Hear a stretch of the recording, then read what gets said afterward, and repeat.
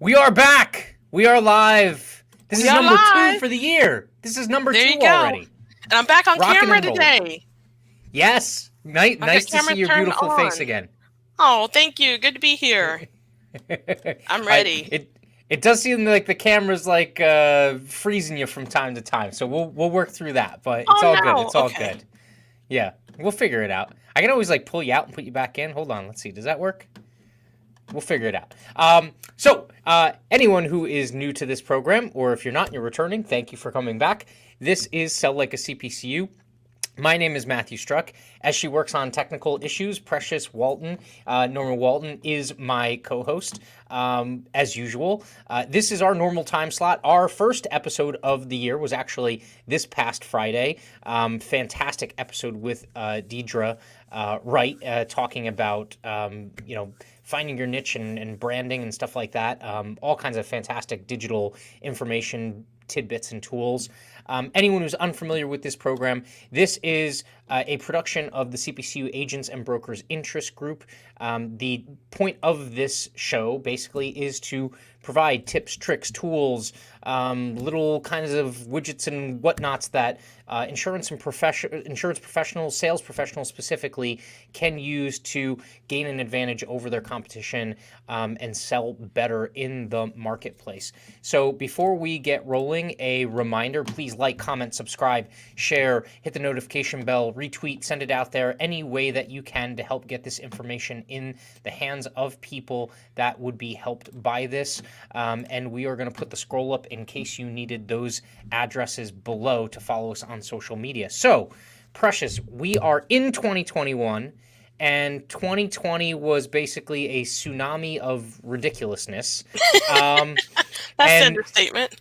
I'm pretty sure, how was it March that your sales goals and everything kind of went out the window, or did it happen earlier than that? Well, it's kind of crazy reflecting on last year. So apparently the technology universe is conspiring against me. So I guess I'm going to be off camera. Maybe I was on camera too soon. Too soon. It's the audio that counts. But actually, right. Sorry, Tony. I'm on. I'm off. It's just not happening. Right. So no, actually, 2020 March is when I was furloughed from my last position. Oh, that's right. So to say that things tanked, they tanked completely. I was looking at, because I'm a fan, one of my favorite functions on Facebook is the memories, right? Looking at what I did this time last year, 10 years ago, however far back it goes. And so this time last year, I had what now, I don't know if I will call it that, I had a pretty bad flu. I was really ill with the flu, a respiratory infection, right? And so not only was I stricken with this flu, but it just kind of like wildfire spread through the entire office where I was. And looking back on things now, knowing what we know now, the company I was working with, our home office was Seattle. And we had people that were flying down quite frequently. Mm-hmm. And so I'm not, unsure that what we had may have been, kind of the first iterations of what later, ballooned, because it was 2 months later that Right. we left the office because of COVID. So interesting. But from a sales, cyclical standpoint, you always have your good old work comp renewals, every quarter on the quarter Mm-hmm. Yep. that come around. But it's always interesting because there's definitely an ebb and flow, and so learning how to survive through the lean times, Mm. mostly by rounding accounts out, just working with the customers who are, you already have the relationship and the trust, is really instrumental on, again, stitching things together while the market overall may be facing some instability. Yeah. No, definitely. Those are good points. I think yeah, you definitely had some headwinds that you had to battle that were more than just kind of what everyone else was working on if they were still sitting at the same desk, so to speak. Um, I think with us, we kind of had to transition into like playing defense, right? Like that was really what it was. We had 2019 ended really well. 2020, we were setting some really big sales goals. Like we wanted to bring in, and again, we're a smallish agency, but myself and my partner, we were targeting, like 25% revenue growth, top line growth.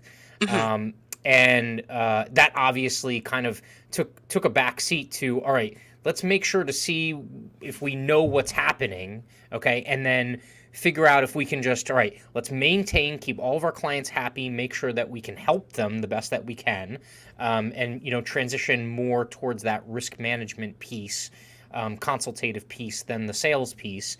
And to your point, the sales that we had last year, if we had just netted out to flat, I think we would have been happy. Hmm. We ended up because, like you said, there were some of those irons in the fire that, for one reason or another, ended up converting. Hmm. And we were lucky. Our mix of our book of business also wasn't it wasn't some of the hardest hit industries that are out there. So we knock on wood, we lucked out on that one.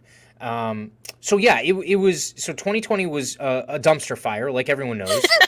We kind of had to make the best of it and do whatever we could, right? But so I think we have an opportunity now, right? Like we learned some stuff. 2020 was, I like to call them foundational years, Hmm. because like you struggle, but like that struggle builds, the success that you have from the struggle and overcoming it, and learning the lessons that you had to learn. So 2020 was a foundational year for me. And now we're kind of looking forward to 2021, or we've already kind of been in the midst of talking about, what does 2021 look like in terms of sales goals. Um, do you specifically use kind of like that SMART goal, like theory or approach, or do you have some other kind of matrix that you work on when it comes to, setting operational or even sales goals? No, that's a fantastic question. We actually put a lot of thought into, we revamped our comp structure for 2021. Hmm. And so rather than it just being, a percentage based on line of business or based on how the business originated, we now have it set up kind of a percent to goal. Right. And so all of our producers have a specific target. And the good news is if they overcome the target, there's significant upside. Hmm. um, Now, if they're below a certain threshold, at which point it just becomes, we can't break even. If they can't Hmm. kind of Hmm. justify the seat, if you will, then obviously there's less of a payout, and so that gives them a target at all times to know that, okay, again, in a sales organization, there are no clock writers. Not to say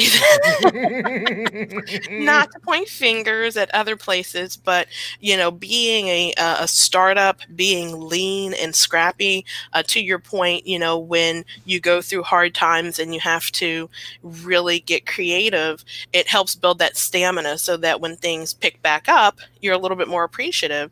Yeah. In lead volume, acquisition costs obviously, are a big part of our monthly expense.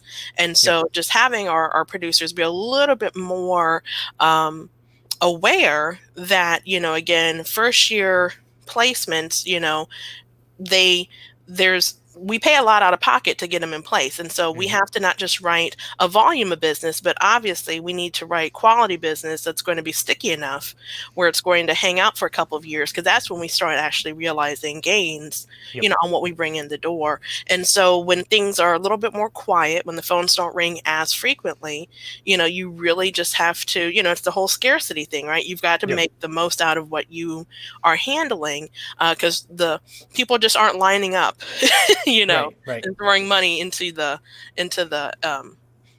budget. We've got to really maximize every opportunity. Do you offer your producers like a book retention bonus as well? So, not to get too deep into any sort of proprietary Not things that I we want to write any blank checks for you or anything. not to show the hand too much, but yeah, one of the things that we did, again, since I've been on board for coming up on a year, is we really streamlined it, because I am a huge fan of just operational efficiency. I want people in the positions where they enjoy and when where they're most needed and where they're most effective. So, for example, the producers are producing, my account managers are retaining and servicing, my SDRs are out there shaking the trees trying to build interest. And so, to that point, prior to this role, I was in a position where I led a team where we were tasked with continually growing your assigned book of business, right? And so, in that model, retention was big. We assumed a certain percentage for attrition. And basically, the comp model said that if you were able to overcome natural attrition, that's when you got into kind of a bonus ability, right? Because we understand that in commercial, buildings are going to sell. Everyone who leaves, it's not like they're leaving because of discontent. They're not all leaving via AOR. Oh, yeah. It's And there's just business cycles. Yeah. You're going to have cycles, you're going to have audits, you're going to have things that are beyond your control. But in order to kind of hedge your bets a little bit, anytime you're able to add premium, that's going to offset the things that are going to naturally, fall away. And so in that model, where the account managers were basically put in a position where they were not only just to defend what was assigned to them, but they also had a mandate to grow. The retention piece was a little bit more. As a startup, as a newer agency, I don't have enough data points right now to know exactly what the behavior is for our clientele, because when you're only been around for 2 renewal cycles, you don't know Oh, yeah. if they're going to hang out for 10 or if 2 is what we're really going to expect. So we're still aggregating all that data, but the main measure of, again, persistency and rewarding the producers for bringing in, solid business, today really has a lot to do with how many lines of business, how many cross-sell, opportunities are still on the table versus the ones that, we were really able to take advantage of. So the more well-rounded accounts we have is usually a pretty good indicator that it was a more successful sale. Yeah. No, that's good. I think I was always perplexed by agencies that didn't at least contemplate that in their compensation structure, right? Like, I mean, that's always the biggest gripe. And you're spot on. Like, as an agency principal, I understand that at the end of the day, that first year, if all I do is net out, like if it's not a gain, if I just net out based off of the revenue, top line revenue, and then if nothing hits the profit line, I'm okay with that, because I know year 2 I'm immediately going to get a bump because I don't have to repay for that cost of acquisition. Exactly. And then, typically the producer compensation shifts a little bit, right? So, and the expense structure shifts. So you're going to make your profit over that, year 2, year 3, year 4, year 5. But what was interesting to me was, if that's where most of your profit's coming from, that's what you have to guard. Like it's, you're the dragon and that's your treasure. Like that's what you got to guard. And for me, if I'm giving up 5 points or something like that, or I mean, that's maybe a little rich, but if I'm giving up a couple of percentage points and a kicker to the producer for retaining business, I mean, it also depends on what your business, your org chart looks like, right? So if you're one of those organizations where the producers are basically the hunter gatherers, and then they hardly touch the account afterward except for like an occasional touch, maybe you have to adjust that, and maybe it's the account executive or the service staff that you're bonusing based off of retention, right? It all has to do with the business model. But I always found that really weird. A lot of agencies, I don't know, I know that they make their money off the renewals. Hmm. What was strange was how many of them, their compensation structure did not align with what was in their best interest as an agency. So I'm always kind of like thinking about that going forward. So let me ask you this question. So in terms of like the organization wide sales goals for y'all, are you looking at now, trying to grow as if we were in a non-COVID world? Is there a little bit of an offset for that? What does that look like? So it's really interesting because you mentioned earlier, even inside of the world of commercial, the different verticals that exist, and Mm, some of them were more hard hit by COVID than others. There's no secret that hospitality, travel, the restaurants, that those things, they're just it's rough out there right now, right. and then we have other pieces of them that are a little bit more um, the the source of where the money comes from wasn't impacted as much, and transportation is one of those. Right. Transportation, obviously COVID changed the distribution system a little bit. Not as much stuff is moving to big box stores. There's more what we call final mile, which is delivery directly to the customer's door. Hmm. So if you think about it, trucks, you've got the comes in via sea, then it goes via rail, and then it ends up at a warehouse, but ultimately who's dropping it off at the doorstep? And so, as the retailers, online retailers, the Amazons of the world have picked up, it just shifted, right? So, Right. commodities still have to move. Just how do you get them into the hands of buyers shifted. And so, what we have found is that, in an environment where there were company layoffs, when there was all this instability, some people took, whether it be their stimulus money, their 401k when they cashed out after they were let go, and reinvested it into startups and entrepreneurship. And so Hmm. Hmm. that is right in our wheelhouse. That's what we do, our small commercial, transportation. So in Right. terms of our goals, our numbers, our projections, the Department of Transportation actually showed that like the number of new entrants into the space is actually scaling up. So Mm. rather than decreasing, so it's a look, not to encourage too many people to encroach into this space, but I will say that there is opportunity, again, if you're willing to, kind of learn the space. Yeah. So our Right. numbers are, we're still scaling. We're Mm. still bringing on headcount. So yeah, we're super aggressive about, hitting goals and exceeding goals for 2021. Yeah, that's interesting. We're kind of in a similar place, but with different industries. So, what's funny is like my book mix. Like you're very focused, right? My book mix is like I would call it the tortoise and the hare, right? Like so, my tortoise is the public sector stuff that I write, mostly municipalities, and a lot of them didn't want to make any changes in Hmm. 2020, right? They were playing protect or they were reactively going through all of these executive orders and things like that were coming out. So operationally they were like, look, we don't even want to entertain making any major changes. We just got to kind of like keep the train on the track, so to speak. And I was like, fine, that's all right. I'm not going to like, I'm not a hard sell person, so whatever, and I'm here to help. So like if you need any advice or something. So that went really slow last year, but what actually happened was that kind of like consultative thing that I was able to work into those prospecting calls or interactions and touches actually helped me sign some business that I didn't make any revenue in 2020 on, but I will earn on in 2021. So that's like Mm-hmm. one positive. So the tortoise is paying off now, whereas last year it really, I mean, like it stayed the same, but it just didn't grow. The hare is the biotech companies that I write, and it Interesting. just it just seems like the stem cell space is like booming. Um, a la like I don't know what it is. I don't know if it's people getting laid off from financial places and other types of organizations, like you said, and they're taking their 401k and their buyout and they're reinvesting it into a business or something like that. But there just seems there's also a regulatory environment in certain states. Interestingly enough, Texas is one of them where it's just really conducive to these biotech type risks Hmm. starting up. So uh, to that point, I mean, we are, we kind of threw the sales goals out in March of 2020.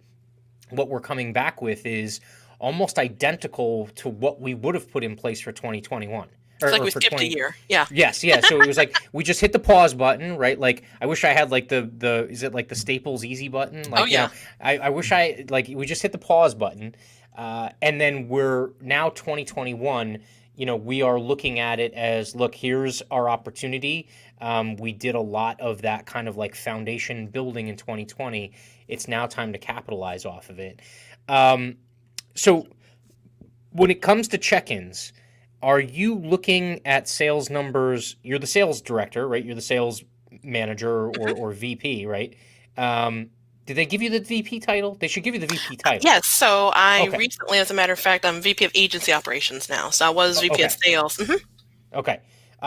So, Madam VP, uh, um, how often are you checking in? Is it a daily thing? I mean, you're dealing with small commercial, so I would imagine you're writing business every day, every Every other day. day, pretty frequently. Yes. Are you checking in on sales goals daily, weekly, monthly, quarterly, all of the above? All the above. So it's really All right. interesting because, again, in this virtual environment, we have different platforms for communicating. Hmm. And so, we're, huge users of Slack. And so we have general channels and different breakout channels. And so, for example, we have underwriting questions that has a whole dedicated channel. So if someone comes across something they haven't seen before, we have like a marketing channel where people are kind of asking for recommendations in terms of carrier appetite. So we Hmm. have all these different things that we do to communicate with one another. And it's as much about team building as it is kind of checking in and taking a temperature for goals. Hmm. Because when we're remote, we didn't just go remote, because of COVID. This agency was built to be a remote operation. Yeah. So I've never met my boss face to face. Oh, wow. And more than half the team that works with me has never met me before. So making sure that we have these, different channels to keep communication open so people don't feel like they're on this island without the support, right? And so we have a weekly producer meeting that, as a matter of fact, happens Wednesday in the mornings, Okay. where we go over a different subject. And so that's more of a training opportunity than it is a sales check-in. Yeah. But I'm very appreciative of the dashboards that I have. So the system that we use, it kind of shows me where we are. Are we tracking to hit goal? Are we, running behind? Are we above? So we're, constantly kind of broadcasting out, kind of where do we stand? What you guys have going on? What are you struggling with? But from a one-on-one standpoint, the goal is monthly. And Hmm. so we Hmm. have close a month, we calculate commissions, and rather than just sending them a statement telling them this is this dollar amount, that's when I typically sit down and we talk about, well, what's your pipeline look like? What are your struggles? What is it that you feel like you need? Have we clearly communicated the goal? Do you feel like you have the tools you need to hit? I'm actually against, like, I don't like working for organizations where once a year I get to hear from the leadership what they think of me. So, Yeah. Yeah. and I've been there before. It's like, okay, it's that time of year we're supposed to assign some arbitrary number to you as an individual and your worth. And Hmm. so you're in the whatever percentile. And it's just very one-sided conversation. I'd rather have an ongoing, dialogue so that we both know, right? Hmm. Because just like anything else, employment is a two-sided relationship. Yeah. As an employer, they have an expectation that I'm going to give them the tools to do the job, the resources, and all of those things. And as an employee, I need them to show up fully and make the Right. most of it. Right. Yeah, no, that's funny you bring that up because when I had like a service staff that I was heading up, the question of like reviews and stuff like that would always come up every single year. And what's funny is the new people would always come in, and if they came in from a different area of the operation, um, Matthew Maxwell says preach, I got precious. on a roll. I know. Thank you. um, if they came in from another part of the organization or something, like we were given a certain level of autonomy, and me, like if I'm giving a little bit of autonomy, I take a mile. So so when people would come in, that's what they wanted to know is like, when's my review gonna be, and is that the only time we interact or whatever? I said, look. if we get to year end and I'm doing your review and like I'm blindsiding you with something that you think you're doing well and I think you're doing poorly, like I haven't done my job throughout the year. Hmm. Like my job is to actively like why would I wait till the end of the year to fix a problem that's sitting there festering for 12 months, right? It Absolutely. doesn't make any sense, right? So I appreciate that fact. I love that you're at the very least monthly you're having that kind of individual check-in to be like, all right, you know, look, Frank, like, sorry if you have someone named Frank, but like Frank, like, Poor uh, Frank. July sucked, right? Like, what's going on here? Like, what are the dynamics? What do you got the pipeline and stuff like? And what can we do to kind of like tweak it and goose it and get some of these things over the finish line? I love that. Let me ask you in terms of so like sales goals. A lot of people think of them in terms of like you know air quotes production, right? Like Hmm. which almost always comes down to dollar figure. Do you have activity goals that also get included in that mix with your producers? Oh, absolutely. Yeah. So, of course, if nothing else, I'm a number cruncher, right? Mm, So I love statistics. I love looking at the correlation between different things. And so, when I talk to the team, and it's funny because prior to, meeting my husband, he's a huge baseball fan. And I know that when we first got together and I would go to games and really kind of got, to see kind of a little closer that they had stats on everything. They can tell you this batter against this pitcher on a Tuesday at that yeah. stadium. Like there were stats down to just it blew my mind, right? And Please, so please when tell me he's a Rangers fan and not a Astros fan. he's a Midwest guy, so he's a diehard Cubs fan.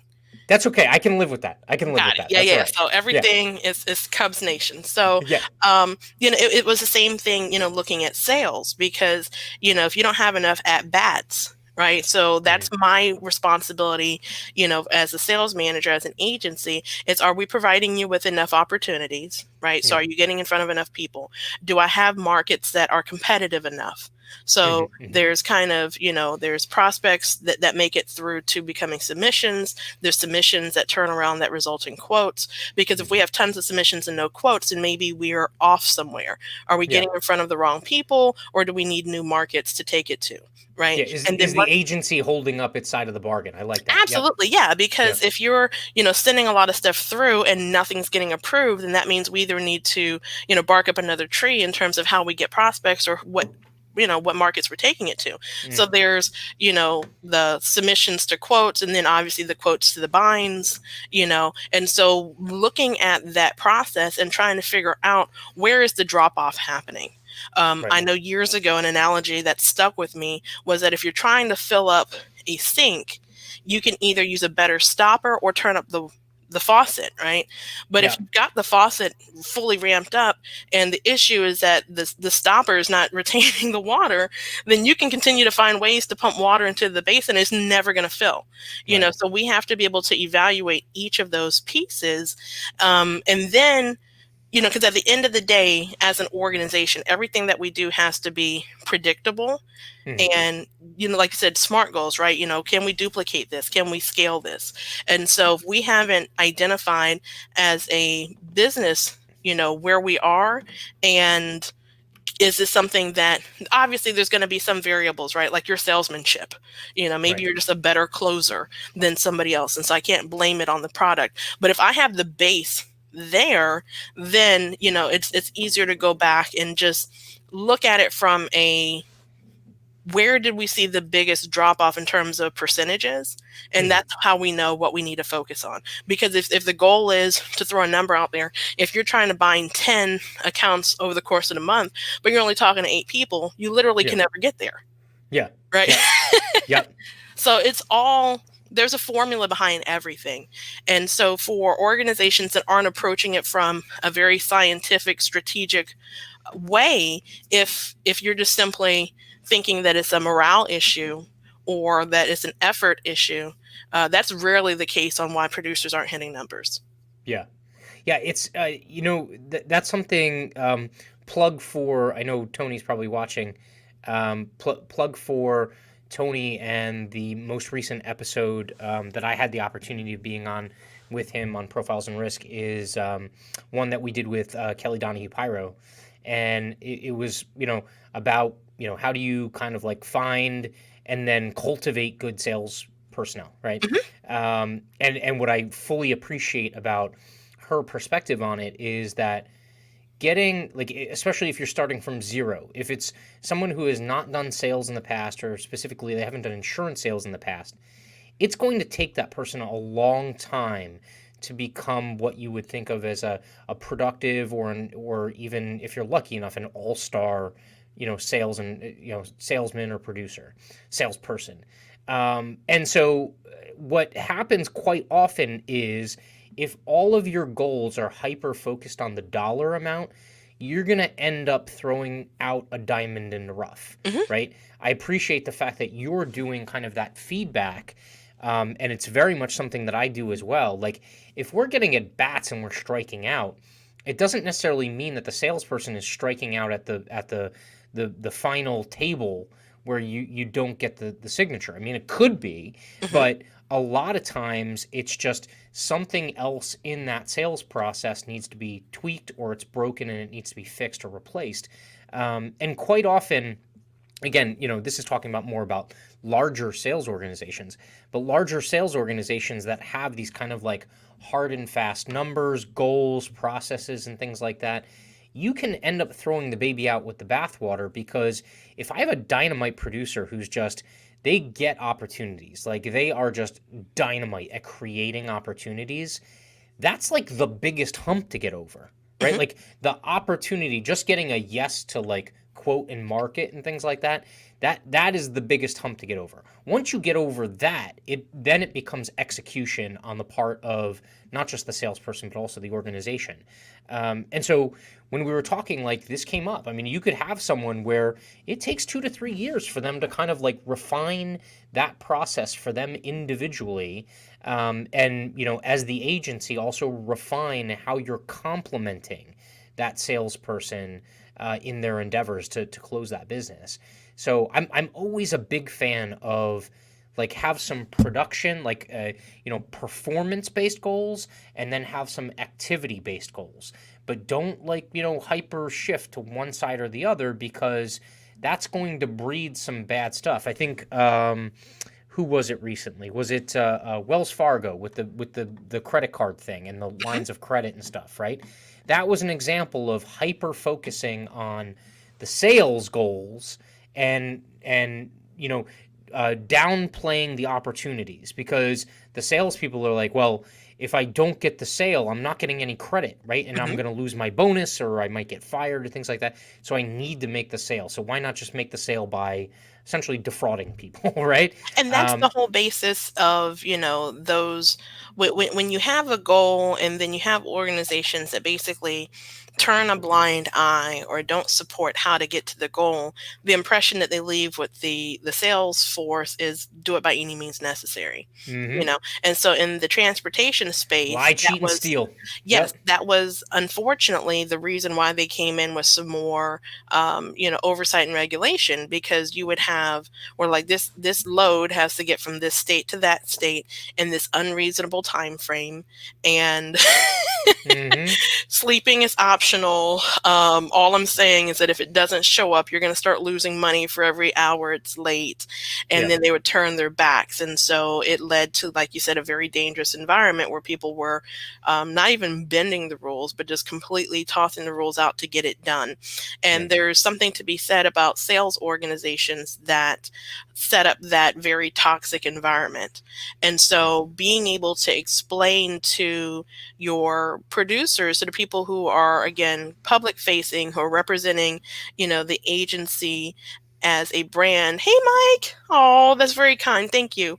He Um, heard you say the word Cubs, and he like he that's what it is. That he's was like like a the bat moth to the signal. flame. Absolutely. But yeah, when you're able to tell them this is who we are, this is our culture, this is our belief system. All business is not good business. You can Yep. tell a lot, during the prospecting process and the quoting process. This is when you're learning about the customer and vice versa, right? Mm. And so you need to understand that as a producer, you are the front line, you're the first set of eyes, you are pre-underwriting a risk. And what you need to also be aware of are things like adverse selection. Why are they so willing to come over here? What are Right. they hiding? Some cues that just don't really make sense, because you need to be able to define what a good fit for our organization looks like. And so walking away from business is something that I've done. Thanks, Mike. And I've told people to do. If you have too many red flags, I get it that the premium is attractive, but we need to be very protective of our book. You know, Yeah. 'cause if you bring in the wrong risk and they have a loss right out the gate, and then that's going to impact our ratios, and all of a sudden there's a such thing as a bad bind. Yeah. Oh You yeah. know, and then also, you know, again, giving people that that safe space to share, because I think oftentimes we tend to superimpose our struggles or weaknesses onto other people and assume that, you know, they're wrestling with the same things we are. And so when Yeah. it comes to agreeing on goals and development plans and how do we move forward, typically I approach that by laying out expectations, like the confirming, do you understand the role? Do you have Mhm. what you need to do the role? And then if we're, you know, if we have a slow month or something happens, I usually allow the producer to articulate to me what they think went wrong and Mm. what they think is going to help them get back on track, because I think it's so much more meaningful when they come up with it, Yeah. because then they can commit to it.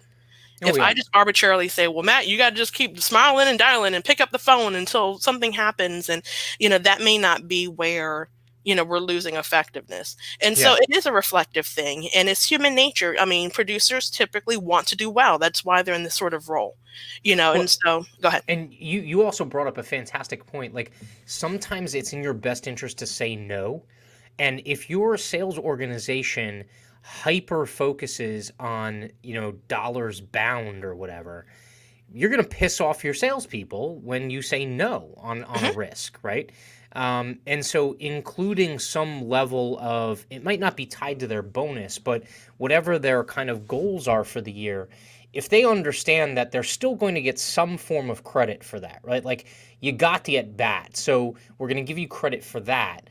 It's just not like a good fit because we did some digging, and like you said, it's a bad risk, or I've had accounts where, actually in the biotech space, what's funny is I'm in a bunch of these like Facebook groups where it's like a bunch of brokers that write nothing but personal lines, right? And Mhm. so I do think you and I focus a lot on commercial. Personal is something that we can also include kind of into the conversation here into the future. But what's funny is a lot of these personal lines agents, it's always like, have you had any tickets or infractions or anything like that? Nope, nope, ship shape, everything's no points, nothing, no accidents. And then they have de-identified copies of the DMV report that comes back, and it's like, how's this person still have a license? Like it's like not, it's like a rap sheet, right? Like, Oh yeah. um, I think the same thing. I've had the same thing happen where I don't necessarily have the ability to do that background work, but the carriers most certainly do because they're the ones that have the money at risk here.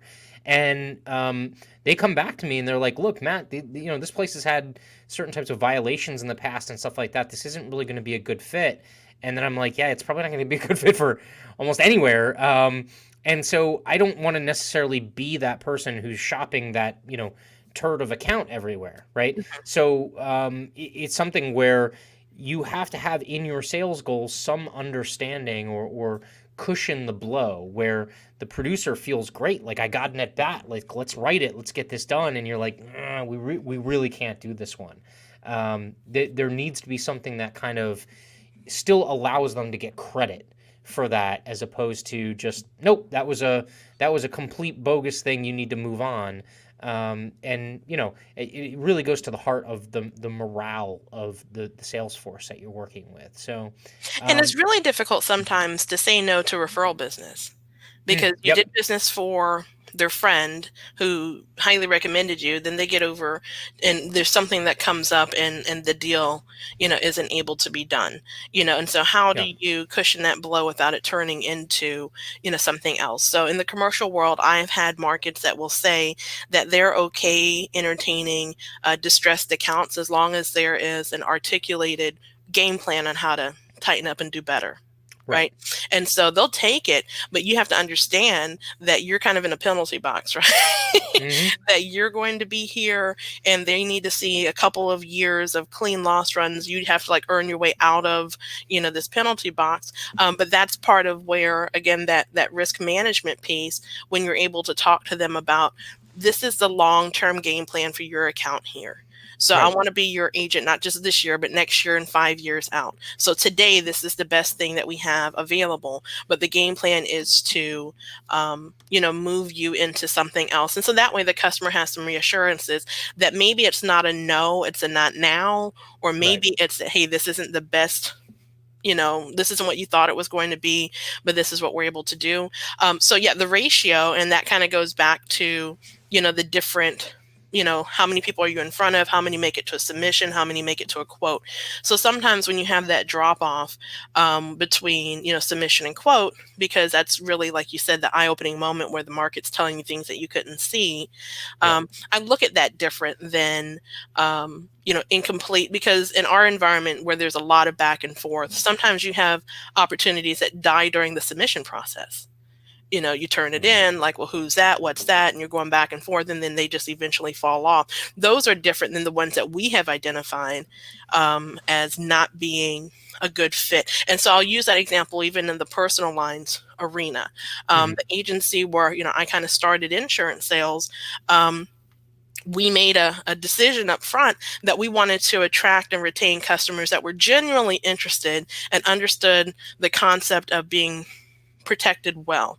So we Right. weren't a market for minimum limits, right? So if that's really all you were seeking is just state minimum liability and nothing else, then that probably wasn't, the type of business that, we were looking to bring in. We wanted to multi-line it. We wanted to sell umbrellas. We wanted to talk to people who, again, appreciated that it wasn't just a necessary evil. And Right. so that's like, hey, I'm not going to be the cheapest deal in town. Not designed to be. My Mm-hmm. job is to really prepare you for, the events that we hope will never happen, but you're in good, situation should it occur. So saying no, sales is just like going to a flea market or a swap meet. You've got thousands of vendors and thousands of shoppers. Mm-hmm. And just because you land at my table and we don't do business doesn't mean that I'm a terrible vendor or that you're a bad shopper. You just at the wrong table. Yeah. Yeah. And so being able Exactly. to cut them loose and say, hey, I appreciate the opportunity. If things should change, please definitely reach out. But, we're kind of at this impasse here where it doesn't look like we're going to be able to move forward. However, if there's anyone else that that maybe I can be able to assist, I'd love to be able to help them. I've gotten referrals off of no's. That's interesting. Yeah. That's really interesting. I can say that, so to Mike's point, Mike, I appreciate the fact that you're coming at this from someone who's lived a life on kind of both sides of this conversation. Which hat is he wearing today? I don't know. I don't know. Oh. I would assume underwriter. I mean, that's his current position, I think. But yeah, that relationship with the underwriter is also really important, right? So you don't want to spoil the well. Mm-hmm. So, you don't want to necessarily throw a ton of, bad risks at an underwriter that you have a good relationship with. Okay. Agreed. So, that once in a blue moon where you're like, look, I need a favor on this, or, again, you're kind of like telling the story and you're like, look, this is a diamond in the rough. You're going to be able to get premium, but we're going to fix it over time. You can throw some of those at them. But you're going to jeopardize future sales. Absolutely. If you're always bringing junk to an underwriter that could be a really good strategic partner moving forward. So that's always a good point. So that has to be contemplated in the sales goals, because if you're not including that, you're always going to be looking at saying no, and then a producer on the other side of the desk who's like, how dare you give me these sales goals that are really maybe aggressive Mhm. or and you're cutting me off at the legs, like you're not even giving me an opportunity in order to hit the sales goals. So it always helps to have something that allows them to kind of understand that like they will get some credit for that stuff. And to Mike's point with the ratio, like that reject ratio, there has to be something in there. It might not always be the same ratio, Mhm. but there has to be something in there that is a filter where like you're not like, well, we'll write absolute anything or we'll take a shot at absolutely anything. There has to be a litmus test, in terms of what you're going after. Because I I would have to definitely go ahead. think that, again, the respecting the relationship that you have with your carriers and with the underwriters, if you continue to send things to them that are just out of appetite, basically what you're saying is that you don't understand the appetite, right? Yeah, And so yeah. it doesn't take long before they're like, hey, look, we have a square peg and a square hole. That's what we like it to look like. And you're like, well, will you take a hexagon? How do you feel about octagon? So I've got this sphere. And it's like, what part of the square Yeah. are you not understanding? And so when things are maybe fringe, I'm like, well, this is slightly longer on two sides, maybe a rectangle. Yeah. But let me try to make an argument to why you might still take it into this bucket of squares, right? And so at least you've shared. There you go, a rhombus. I'm like, well, a parallelogram. I don't know. So you get down Welcome, this road. welcome to Geometry 101 with Matt and Precious There you go. Now we've and crossed Mike over. K. There you go. But at least you've acknowledged, right? And that's one of the things that I'll definitely say, as far as being a CPCU in a sales capacity, is that you can articulate to them that I get it, I appreciate it. However, this is why maybe I think this is worth, a second look, or, and again, not to abuse that. Right. Yeah. Because when it becomes excessive and just flagrant, then you're just going to lose whatever standing, you have. And to your point about compensation, obviously, commissions are our revenue. I can't pay a commission on something that didn't bind. Hmm. But, one of the things that I've always, shared with my team is that if you're doing all the right activities and your revenue falls a little short, it's understandable. But if you're not even hitting the minimum expectation from an activity standpoint, and you Hmm. also don't come in where you need to revenue, that's worth revisiting. Yeah. It's Yeah. almost like, if you've ever worked with like a personal trainer or someone, like, okay, well, we need you to be eating like this and working out like this, blah, blah, blah, blah, blah. I can't simply say, I have a gym membership. Where's my weight loss? Yeah. I paid, you told me that if I worked with you, I'd just magically lose weight. And they're going to be like, well, did you cut calories? Are you eating better? Did you even show up to the gym? And so Yeah. you've got to show up. This is not an easy role. I waved as I drove by. Does that count? My dollars showed up, that direct, the ACH cleared. Yeah. But, and I did catch the episode of Profiles and Risk, and I always enjoy listening to you guys, and especially, again, reiterating that, if you want people to be successful, you got to give them a framework for success. Oh yeah, most definitely. So on that point, more to kind of like the physical framework, I would say that, or it's not technically physical, but it is more of like a organizational framework, I guess. One of my sales resolutions or goals for 2021 is really to kind of fine tune the tech stack. So I'm big on tech, obviously. I mean, you guys being a forward-thinking agency, I'm pretty sure you're constantly looking at tech and as many things come across your desk, you probably say no, like this isn't going to be a good fit or it's just not right at the time. Right now, I'm looking at our tech stack and I'm like, look, I have a bunch of different solutions that work well kind of like within an individual space in the sales and service process, but they don't really jive together. Like there's no like central node that kind of connects. A couple of them connect to each other, and then there's some disconnects in the tech stack.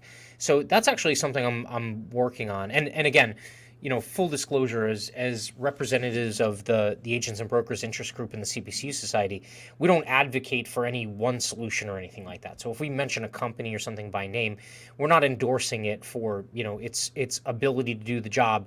You're always going to have to assess it, for its own merits and whether it works for you. But I'm looking at some alternative solutions in terms of trying to fix the problem.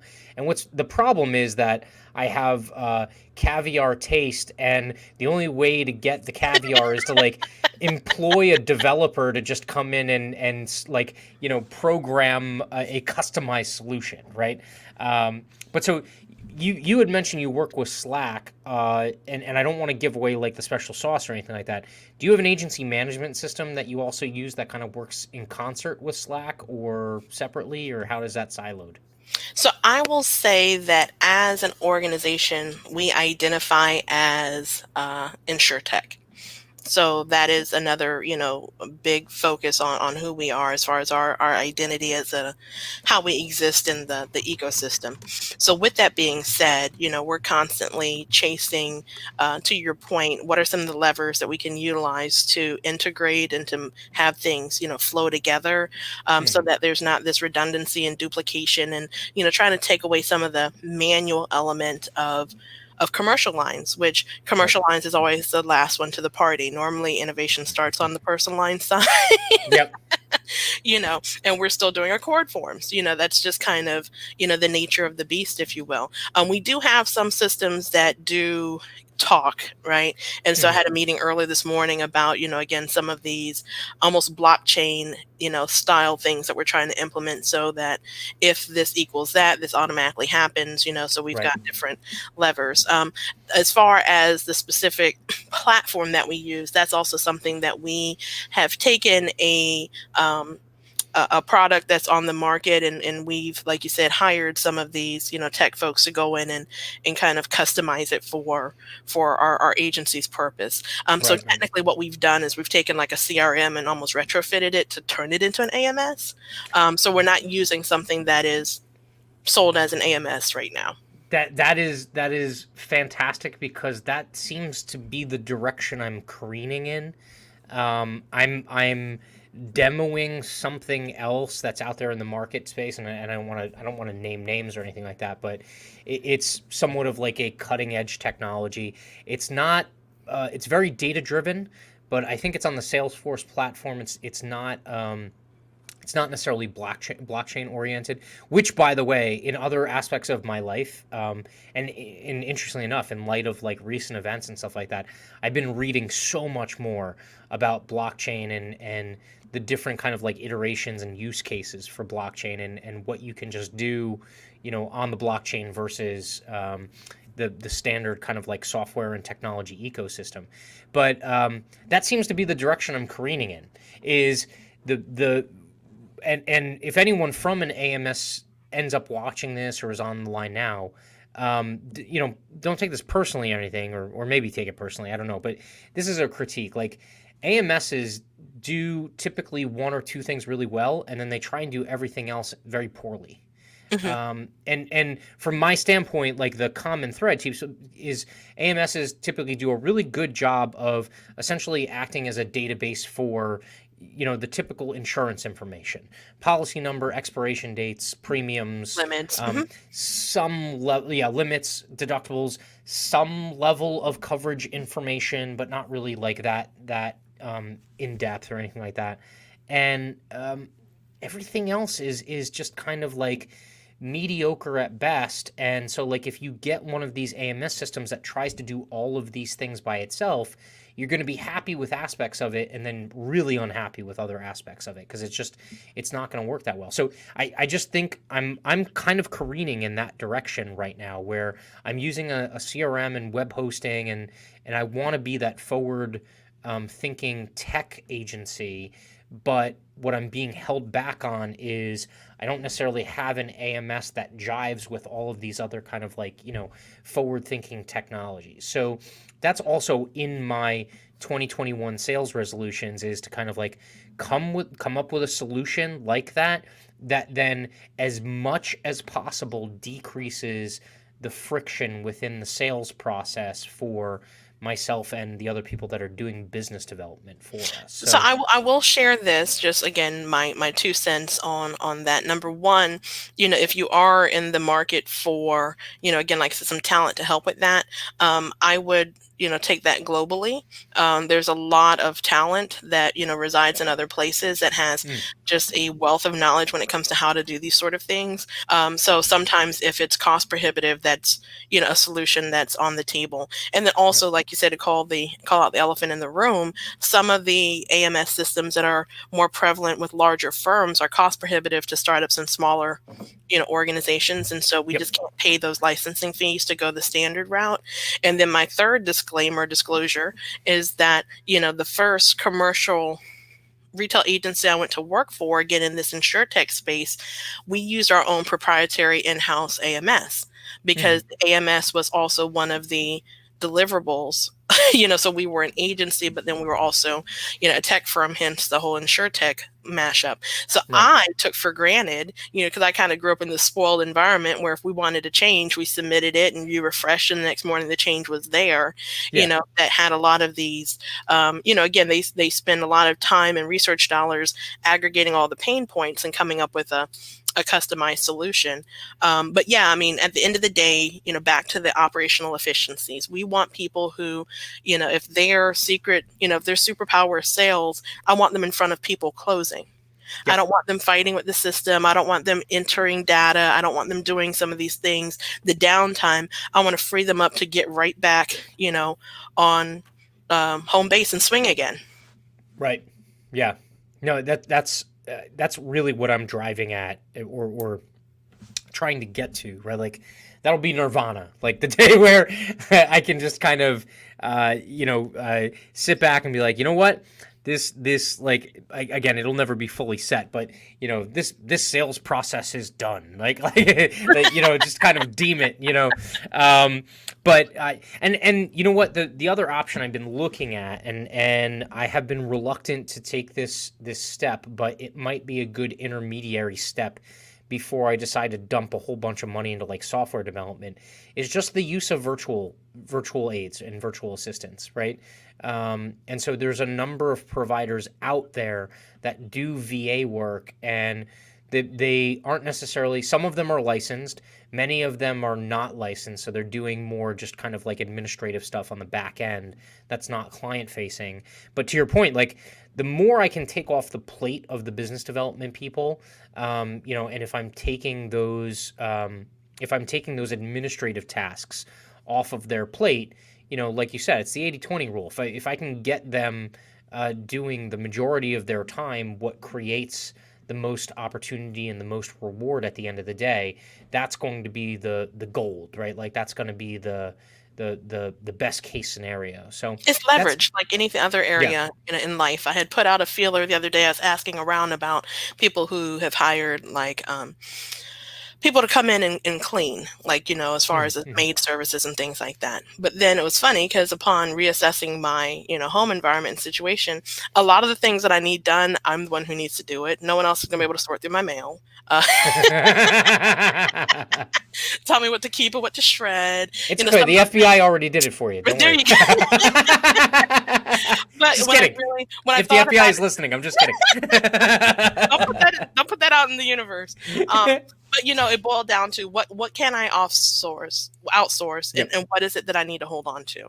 And sometimes when too much of it, things that, for example, the whole service sales thing, I think that a lot of your cross-sell opportunities are born out of service requests. Like, yes. Oh, check out that cert holder. Talk to me. What are you guys doing? What's happening? Are you expanding? Are you growing? So sometimes you get tipped off by things that seem like they're just kind of menial tasks. And so we just have to be mindful of what things are that you're okay with outsourcing. And then also you're going to have to be the time and energy that it's going to take to spell out explicitly how you want it handled. Because like you said, oftentimes these are people that don't have the same background and training and exposure as your team today does. So it's kind of by the time I do all of that, am I really, is there an advantage in sending it out? So back to Heather's, recommendation about this whole, again, the relationships between underwriters, agents, as well as claims is vital. Because I have learned that if I have a insured that has a stellar claims experience, they're a customer for life. right? Hmm. And so there's a lot that's to be said about, is that claim person upholding the same level of professionalism, respect, and all those things that we have tried to bake into their experience. And so Right. being able to pull all that together and realize it takes all of us to, make the customer experience enjoyable. Dare we Right. say it, enjoyable, right? At least not painful. But it can be a pleasant experience if you're working with the right set of professionals.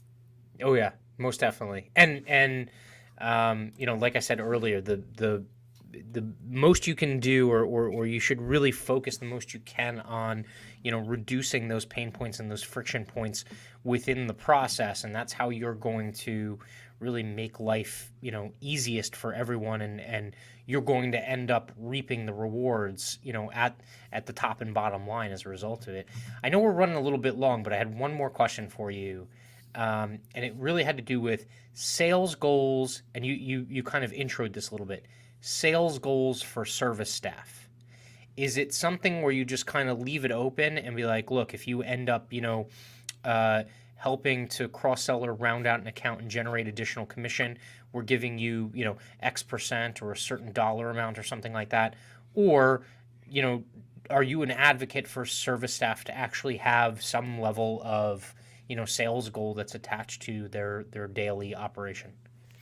So this is where I'm going to move from baseball to basketball. And I'm going to Mm-hmm. say that it's important to know when to shoot and it's important to know when to pass. Mm, Okay. And so with my sales team often, the service team, they're really positioned well to identify opportunities. Now, mm, they may be a little bit gun shy. They may not necessarily know exactly what to do with it, where to take it, and how to close it. And right. so I always leave the door open that if they found a really great opportunity and if they're able to pass that off to one of the salespeople to actually Mm, get it done, then we'll figure out a way to split up the credit for that. Right. okay. But I do hire sales people, service people that do have some sales acumen, because I believe that there's a difference between the initial bind and every interaction. They should be reselling the value of Hmm. who we are as an agency. And so if Definitely. it's something that's pretty clear cut, it's pretty straightforward, then yeah, they're supposed to go for it. And they'll get compensated. If it's new business, I pay them the same new business I pay my producers. Oh wow, that's really. Are you hiring? If it's a new if it's a new line of business, right? If it's a new line of business. So if they're a monoline Yeah. client, you see the opportunity and they go ahead and they decide to buy another policy out of that interaction, then you're going to get paid that same percentage. And shame on the producer, right? Because if you left that Yeah. money on the table, Yep. where the service person came in behind you and totally sold it. And it's not like they're getting renewals on it, right? No. Like now, that's the other question though: is the producer getting the renewal on it when it renews?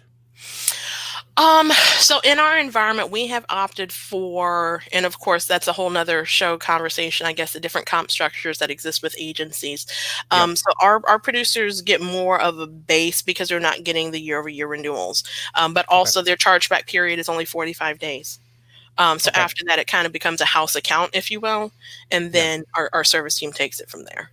That's not too bad. I mean, you're limiting the downside and the headaches that are associated with that. Like having worked in the life insurance sales world, having essentially a 12-month chargeback period was a nightmare. I mean, Mhm. because you could have a good month and then one big piece of business just canceled 3 or 4 months into the contract Ate up year, everything. and yeah, just destroy your check for that pay period, and that was always demoralizing.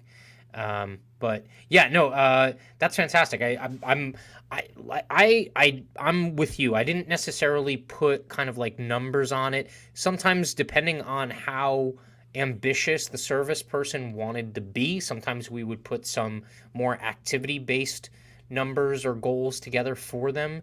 But I appreciate the fact that you're giving them full commission the first year because, again, if the agency's reaping the rewards of the renewal, why not? I mean, you're making your money year 2, year 3, year 4. There's no reason why a service person who did the work in order to bind a new piece of business should be treated anything less than, the salesperson who would have gotten the full, whatever percent on the front end of the new business. So I appreciate that. That's Yeah, and to fantastic. be clear, when we say full commission, we're talking about the same tier that the producer would, well, not necessarily giving them the 100% of the revenue the agency brings. Yes, But yeah, understood. they're paid at the same tier. Because I'm a firm believer in, again, having a growth pattern and a development track. And so my experience has been oftentimes, our service team, they have the expertise in terms of attention to detail and being able to get the job done, take care of our customers. And oftentimes it's the sales component that they're maybe a little bit shy and a little bit unsure of. So typically when we grow, I like growing from within, offering that up to, the people who are already on board with us, because it's easier for me personally, and that's a whole nother conversation, to onboard a new service person. Yeah, most definitely. But I do want to shout out to Desiree. I saw that you made a comment on today's live cast. So I appreciate you being here. She is the president of the Dallas Association of Insurance Professionals. So I think, said that she loved something that was said a little earlier. Yep. So Hi, thank you Desiree. so much for joining us. But yeah, that's all I've got. Of course, we can go on and on. This is something that we're obviously very passionate about. I'm also super excited. So I don't know if Mike is still on with us or not. When I popped on to the Institutes or the CPCU site just the other day, I saw that there is some agent training, some agent broker training out there. Are you familiar with that, Matt? Yeah, I owe you a response back on that one. Uh-huh. I've seen it. I haven't gone through it. Okay. But the Institute offers, if I remember correctly, if the program's still the same, there's 2 tracks, right? There's a producer track, and then there's also a service track. And they may have changed that in the interim. So forgive me if I'm putting something out there that's outdated. But from my perspective, I appreciate that, because something else that I'm looking at is scaling the ability to onboard people. Mm-hmm. And I've been looking at things like Teachable, or just creating video playlists on YouTube or something like that, that would create some module based learning and orientation and stuff like that, that will help sales staff, service staff, whoever, to onboard as frictionless as possible. And I know there are some private options out there as well, like what's the one, CSR 24, is that the one? I've seen some of those. Yeah, there's a couple of them out there, but yeah, so that's I definitely have to do a little bit more digging, because I've never gone through that whole course structure. But I appreciate that they put that in there, because something that the society itself, and this is a plug for the CPCU and the society is continually trying to find new ways to bring value to agents and brokers, because we are by far the largest portion of the total number of employed within the industry, I believe, if I'm correct on that statistic, which means there's the biggest amount of value and impact to be able to make if you can bring that to the table. So I don't know, did you do any digging on it, or you just kind of came across it on the website? Well, I came across it on the website, and then also there was a LinkedIn announcement. Exactly, I think Mike shared on here that having the president of agents and brokers as part of the institutes, and then also I think there was a panel or a board. So just really excited to see the emphasis on agents and brokers, Yep. because again, we do account for a good piece of this space, and again, the reason we put this live cast together was because of this misconception that there aren't a whole lot of us that choose to go back to sales after completing a CPCU, which is bananas. But anyhow, I'll curb those comments in case anyone else is listening. No, we all get cushy jobs in the ivory tower at the carriers. What are you kidding me? Nice. Yeah. No, that is fantastic. I will definitely have to do some more digging. Maybe we can get Nicole on to talk about kind of like what the future looks like with the institutes and their intention. So I think that would also be a good future episode. We don't specifically have a guest lined up for next week, though we're working on a couple of things. But in 2 weeks, I think we have Holly Lippmeyer lined up, and I think she's with, is it First Insurance Funding that she's with?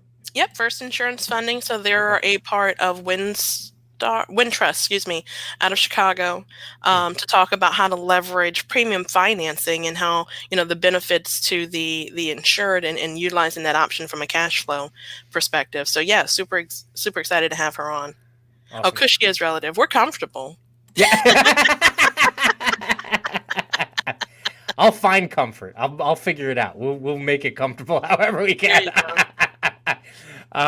Well, with that, I want to thank you everyone for joining us. If you joined us live, again, thank you so much for tuning in. This is our usual time slot. So Wednesdays at 3 o'clock, 3 o'clock Eastern, coming at you live every single week. So thank you for tuning in. If you do watch the recorded version, we also want to hear from you as well. So don't be afraid to throw your comments or your questions and your feedback into those feeds, regardless of where you follow us. Again, Facebook. You can follow us on Twitter and YouTube and get this content there. So again, have a great week. I'm glad we got our second episode out of the way, Precious. And absolutely, and I'll have to figure out my webcam issue so I can be on camera for real next time. So yes. I'm looking forward to it. Thanks, guys. Yeah, have a good one, everyone.